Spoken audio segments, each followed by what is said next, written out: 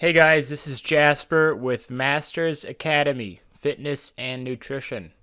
Today I'm just doing some boxing on the heavy bag. As you can see here, I'm just working the jab, and I'm going to start working my way in and throwing the cross as well. Maybe I throw a hook.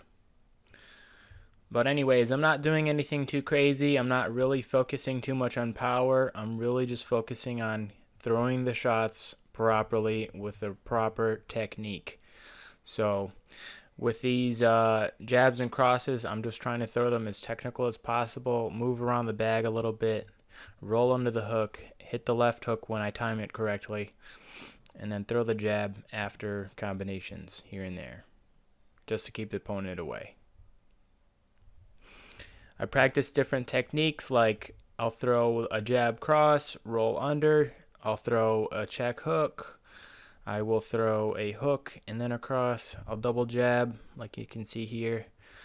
Check hook, jab, jab. And then I try to throw some combinations with 4 or 5 punches as well. A lot of the time, when I'm working on the heavy bag, I like to do, as you can see, a little head movement. Throw a little freestyle combinations as well. But when I work the heavy bag, I like to throw lots of soft punches and then follow them up with hard punches. You're not always going to hit hard punches when you're sparring. And when you're sparring, it's a little more realistic when you're using head movement. A lot of the time when I use the bag, I don't use enough head movement. So in this video, I'm just practicing mixing up and freestyling everything and adding in different techniques and really just being technical. I'll do different guard styles. I'll move around the bag. I will work slips. I will work various combinations that I always practice. And I'm always keeping busy.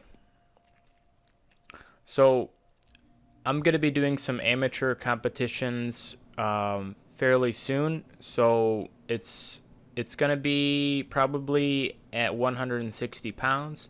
And at this weight class, there's probably going to be a lot of volume. Now, I am generally considered a boxer puncher. If you watch this video, you probably think the same. I do have really good punching power. I used to weigh 181 pounds. Currently, right now, I'm at 165 in the mornings.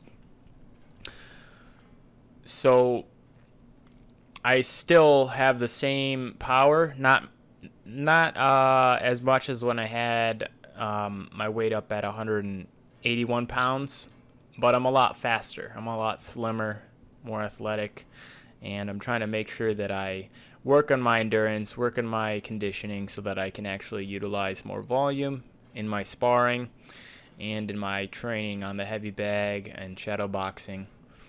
Currently, right now, if you haven't checked out, let me see which video. I would recommend seeing my leg strength and conditioning workout for boxing. Right now, something that I'm going through right now is a PCL injury. So that's in my right leg. I have to. I'm actually almost recovered fully. So I'm starting to getting into the leg strength and conditioning workouts, and I do a lot of pushing on the sled. So the weighted sled, I'll do that. I do a lot of lunges, so I'll take like 25-pound dumbbells and just do lunges up and down for 25 yards or 20 yards, whatever it is. I will do hip thrusts, lightweight, just 135 pounds. You can even do it no weight with bands around your knees. It's good to develop hip strength, low back strength, hamstring strength, and core strength as well. So check that video out. It's called Length Strength and Conditioning Workout for Boxing. There's also another one, let me see, boxing workout, generating massive power. How to generate massive power. So that video, I do a lot of medicine ball stuff. I generally do a lot of medicine ball stuff in the other video too. But I would check that out. There's medicine ball, sledgehammer, and there is heavy bag work as well, just a little bit of heavy bag work. So maybe I shouldn't talk so much, just kind of yapping. So as you can see here, I'm blocking and I'm working parry with the right hand. So I have my hand up right next to my temple. Okay, there was a counter across. But anyways, I have the hands up close to the temple. I will use that to block the left hook and counter with left hook right there. But sometimes a jab will come in and I'll parry that jab with the right hand, and then I'll throw a counter right over that. Sometimes if somebody throws a cross, I'll use that left hand to parry that and then throw a cross right over that to counter. So those are some things you could do with the high guard. You can even catch the punch. If you just turn the glove and put it in front of the punch, you could catch that punch and stop that from hitting you.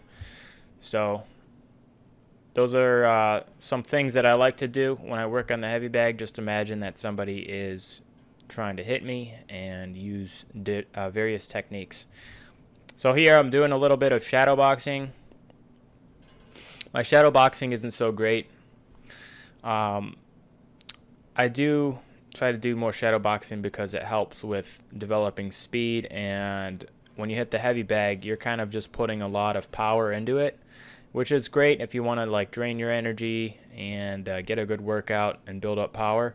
Heavy bag is great for that, and going all in and building up endurance and building up explosive power. Heavy bag's great for that. But you can do things when you're shadow boxing, like throw uppercuts. You could practice your slipping. You can work on your speed, your technique. You can look in a mirror. You can practice cutting off the opponent, blocking, footwork. You can do a lot more movement with shadow boxing.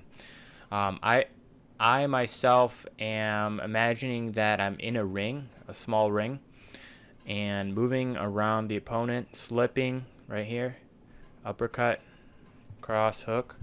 There we go. But later on in this shadow boxing session, after circling around the ring, I'm going to start to pressure the imaginary opponent into the ropes, and then cutting them off, cornering them, throwing hooks to stop them from going left and right. And I'll sometimes throw a shot to the body. I'll throw a jab. I'll set up a hook. I'll set up an uppercut. Set up a cross. Whatever it is. I'll just try to corner them into the ropes. I don't really do much pressure fighting. Sometimes I do. But for the most part, I'm mostly a counter puncher. And like I said, my style is more boxer puncher than a pressure fighter. I'm not a pressure fighter. If I'm to build up to become a pressure fighter, I need to work on my conditioning in order to do that, because you do take some punches coming in when you're doing a pressure fighting style. I really like to kind of like stay neutral, throw shots, counter shots. I do a lot of pot shotting. I've got really long range. About 74 or 75 inch reach. I'm 6 foot tall, just short of 6 foot, like 5'11" and a half. And that 74 inch reach is generally the type of reach that people have at 6'2", or even, generally people are a little bit taller when they have that kind of reach. So I'm a little shorter and I'm holding a long reach, so I'm able to usually do a lot of pot shotting, counter shotting, and keep people at range.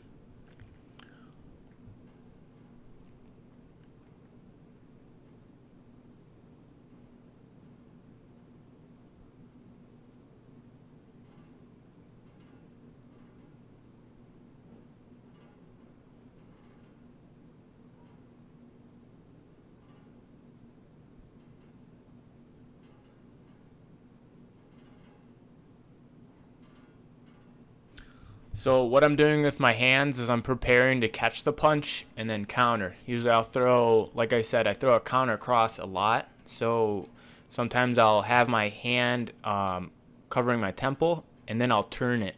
Or I'll just have it out like that. If they don't know what's going on, they don't know what I'm going to do. Unless if they're familiar with what kind of technique I'm doing, and I'm catching the shot and then countering, then they're going to recognize that quick. But if somebody does not recognize that I'm ready to catch the punch and counter, then they're going to throw that punch and not expect to counter and get caught off guard.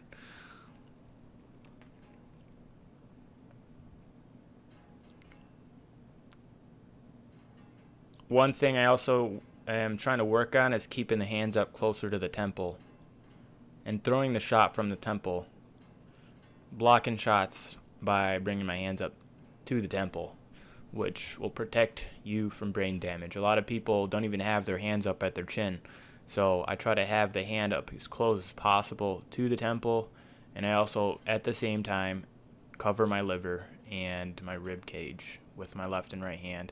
You kind of want to have those elbows in tight, and you want to throw those punches down the pipe when you're throwing the jab and cross. So some people throw punches wide.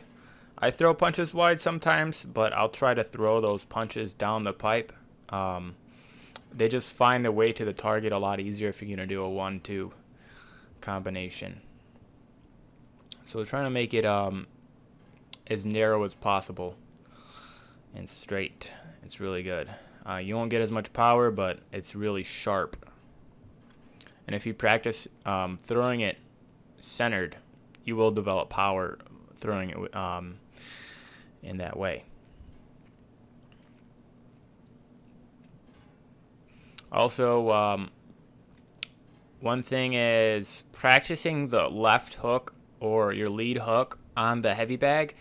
It's really hard to throw a proper hook on the heavy bag because the heavy bag is round and big, and generally you have to throw it at the front and try to take a chunk out of the heavy bag, and it's kind of awkward throwing hooks on the heavy bag. So one thing I like to work on my shadow boxing is throwing the hook the way that you're supposed to throw it.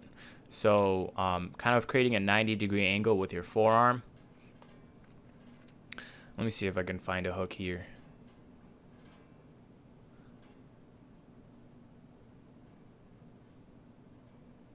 You've probably already seen me throw the hook, but you're supposed to get a 90-degree angle on the hook.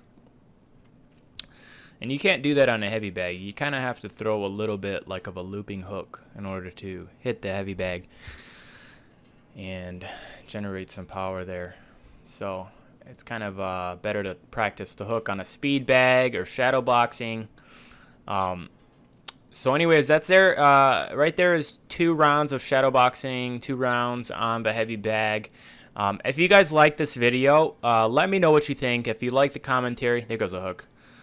If you like the commentary, let me know if I should keep it up.